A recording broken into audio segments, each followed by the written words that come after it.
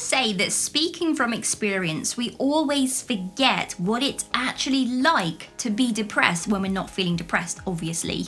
We forget what that emotional turmoil feels like, the amount of brain fog you have, the lack of interest to do anything, to go to work, to hold conversations. So this video is going to help you identify the hidden signs of depression, maybe as a recap for how you are feeling, but also to identify it in someone else. So don't move an inch, get ready.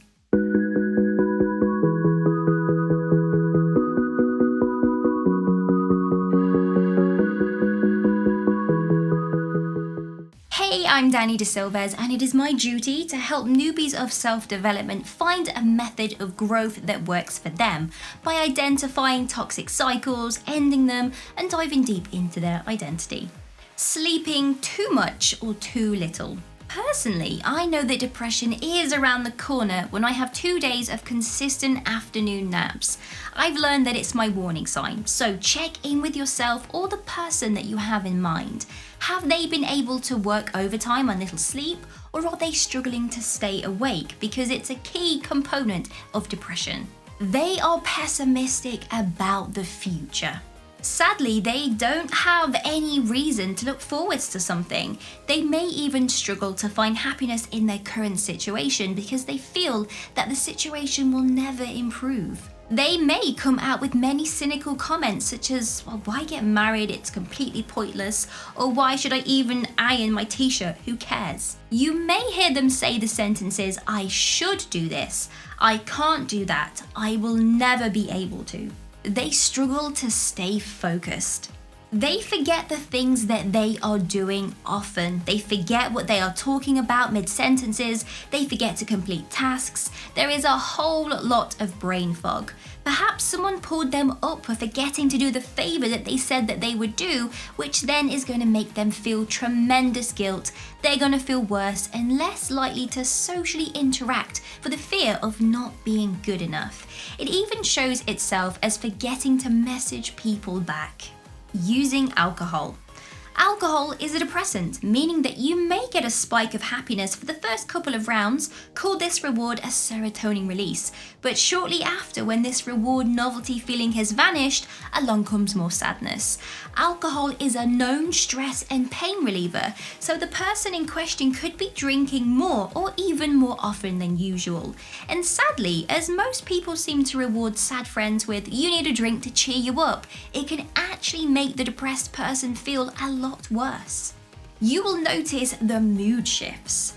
During depression, the body is actually running out of energy. It's trying to conserve as much energy as it can because it feels like it's in survival mode. So you may experience intense feelings, sadness, anxiety, panic, crying, uncontrollable anger, irritability, and random spouts of anger. They withdraw and stay quiet. Forget the awkward silences. We are talking about being strangely quiet, which actually raises eyebrows. They may engage in conversations with you, but then they always return back to their quiet place. When in this depressed state, they are reluctant to share anything to anyone. They will suffer in silence and refuse to ask for help as a coping strategy.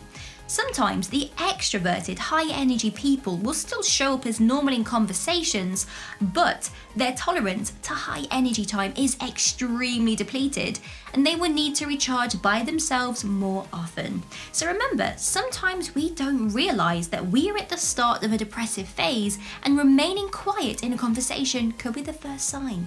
Oversharing and then withdrawing. A depressed person may feel intense feelings and struggle with so much overwhelm that they reach out.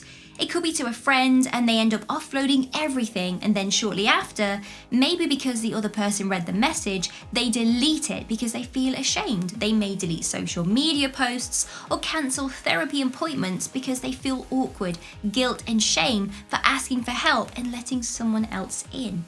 The happiness cracks. I am sure we have all had our moments where we tried to hide our depression. Maybe we turned up at social events and we just smiled through the pain. However, you cannot keep this up for long. Those around you will notice when the happiness cracks and the sadness actually just pours through. If you spot this in another person, be mindful that they are trying to hold back their tears. So please don't comfort them about their emotions in a public place, because they may feel that if they actually admit to their emotions, they will never stop crying. So reassure them that sharing emotions lessens the pain. Conversation burnout. Hairdresser conversations. You know the ones. The very surface level talk is easy to do. However, as a depressed person, something more meaningful, and because they are withdrawing their energy and they're in a state of, well, just being very still, their energy reserves are used elsewhere. So expect no answer to those deep questions or even a sense that they are avoiding the topic. They are going to talk a lot less right now, and the less emotions they feel, the better. They are physically unwell. It could be a cold that seemed to just come out of nowhere, complaining of aches and pains, backaches, tight shoulders, a sore neck. When we repress emotions, they are stored in the body for us to deal with at a later time. So listen out for the moans and the groans. It's a sign that depression is physically sticking around.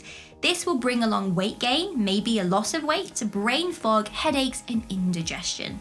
A different diet. This ties in closely to the previous tip. When we are depressed, we aren't really feeling those good hormones. So we begin to undereat and we let ourselves feel hungry without doing anything about it. We don't have any energy to cook food because, well, what's the point of eating right now? So you could order takeout, or you could overeat, and then you crave those sugary foods to spike that serotonin. So notice, if this person is eating lots of sugary snacks, very high carb foods, it might be a sign that they are at the start of depression. And like I said at the start of the video, I know my warning signs. If I have regular afternoon naps, that's the start of the depression curve. What about you? When do you notice you are starting to enter that depressive phase? Let me know down in the comments.